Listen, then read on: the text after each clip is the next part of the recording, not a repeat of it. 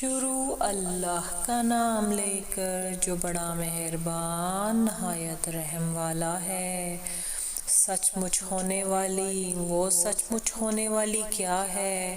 اور تم کو کیا معلوم ہے کہ وہ سچ مچ ہونے والی کیا ہے؟ وہی کھڑکھڑانے والی جس کو سمود اور عاد دونوں نے جھٹلایا۔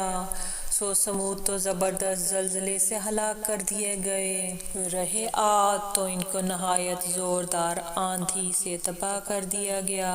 اللہ نے اس کو 7 رات اور 8 دن ان پر چلائے رکھا۔ تو اے مخاطب، تو ان لوگوں کو اس میں اس طرح گرے ہوئے دیکھتا جسے کھجوروں کے کھوکھلے تنے، پھر کیا تو ان میں سے کسی کو بھی باقی دیکھتا ہے؟ اور فرعون اور جو لوگ اس سے پہلے تھے اور جو وہ الٹی ہوئی بستیوں والے تھے، سب گناہ کے کام کرتے تھے، سو انہوں نے اپنے پروردگار کے پیغمبر کی نافرمانی کی، تو اللہ نے بھی ان کو بڑا سخت پکڑا۔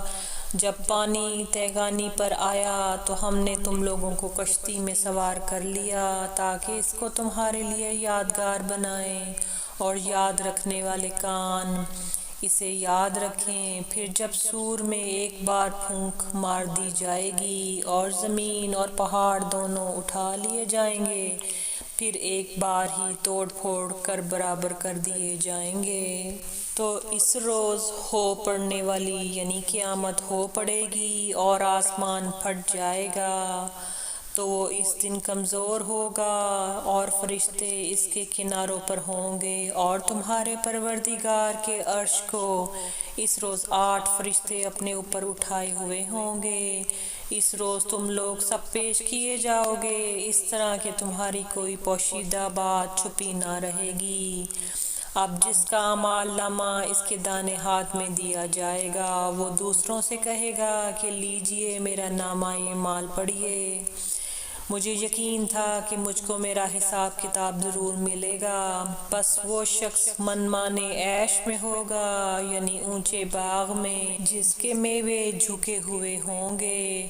ان سے کہا جائے گا کہ جو اعمال تم ایام گزشتہ میں آگے بھیج چکے ہو، ان کے عوض مزے سے کھاؤ اور پیو، اور جس کا نامہ اعمال اس کے بائیں ہاتھ میں دیا جائے گا تو وہ کہے گا اے کاش مجھ کو میرا اعمال نامہ نہ دیا جاتا اور مجھے معلوم نہ ہوتا کہ میرا حساب کیا ہے، اے کاش موت میرا کام تمام کر چکی ہوتی، آج میرا مال میرے کچھ کام نہ آیا، مجھ سے میرا اقتدار جاتا رہا۔ حکم ہوگا کہ اسے پکڑ لو، اب اسے توق پہنا دو، پھر دوزخ کی آگ میں اسے جھونک دو، پھر زنجیر سے جس کی لمبائی 70 گز ہے جکڑ دو۔ یہ نہ تو اللہ عظمت والے پر ایمان لاتا تھا اور نہ فقیر کے کھانے کھلانے کی ترغیب دیتا تھا، سو آج اس کا بھی یہاں کوئی دوست نہیں اور نہ اس کے لیے کوئی کھانا ہے سوائے زخموں کے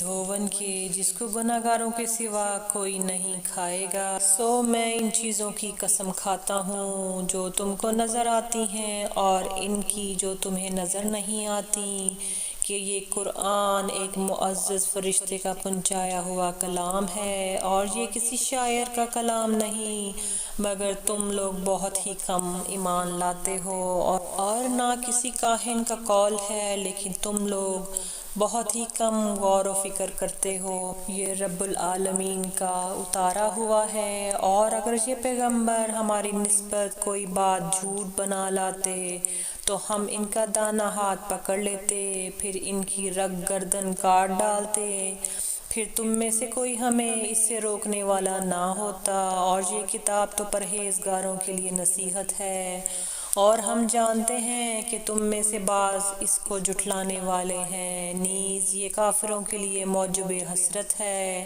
اور کچھ شک نہیں کہ یہ یقین کرنے کے لائق ہے۔ سو تم اپنے پروردگار عظیم کے نام کی تسبیح کرتے رہو۔